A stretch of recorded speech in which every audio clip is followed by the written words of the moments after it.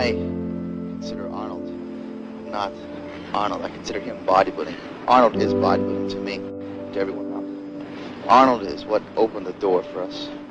Before Arnold Franco, there was no such thing as professional bodybuilding. But without Arnold's initial influence and initial onset to the scene, it would never be where it is today.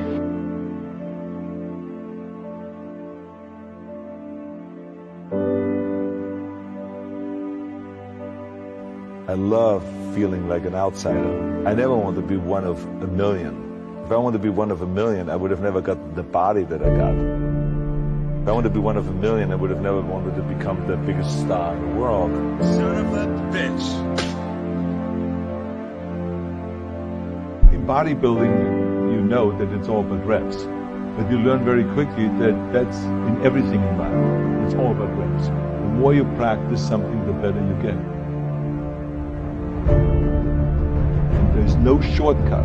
If you ever look for kind of like getting around and finding some easier way, you're fooling yourself. Because in the end, it's always the people that are willing to work the hardest and to do the reps. You have a very clear vision where you want to go, and if you're willing to put the work in, no matter what it takes, to get them to turn this vision into reality, we can accomplish basically anything you want.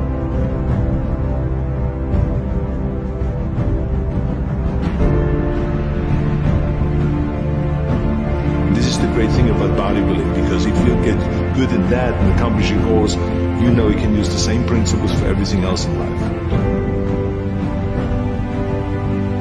I always smile when I work, no matter how hard I work. People ask me in the gym all the time, why are you smiling all the time? Why are you so happy? You have to lift 50 tons of weights. You have to train 5 hours a day. I mean, I look at the other bodybuilders' faces, they look kind of depressing. They look sour. They're miserable that they have to lift weights.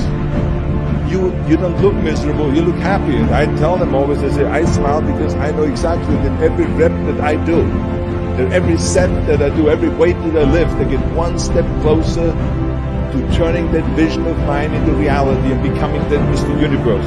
I could not wait to lift another 500 pounds in the squats. I could not wait to do another 1,000 sit-ups. I could not wait to do bench press, more curls until I couldn't move my arms anymore.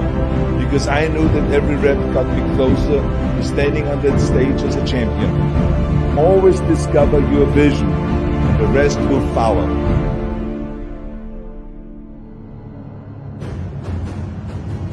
So remember, never think small, think big. And the reason why people think small and why they choose small goals is because they're afraid to fail. They know that if you shoot for a big goal, then the chances of failing are very high. That the only time you really consider the failure is if you fall and you don't get up. But if you get up, you never consider the failure. So I never considered myself a failure. I always considered myself a winner, even though I fell every so often. But I always got up, and I always moved forward. And to really keep training hard, not just do your 10 reps, but to do as many reps until you fail. This is the only way that you know how far you can push yourself, is if you're willing to fail in every set. But the key thing is to set little goals, to do the training every day, to eat the right way, and you're going to go and hit those marks, and you move the bar higher. And that is what differentiates the winner from the loser. And you feel that with hard work,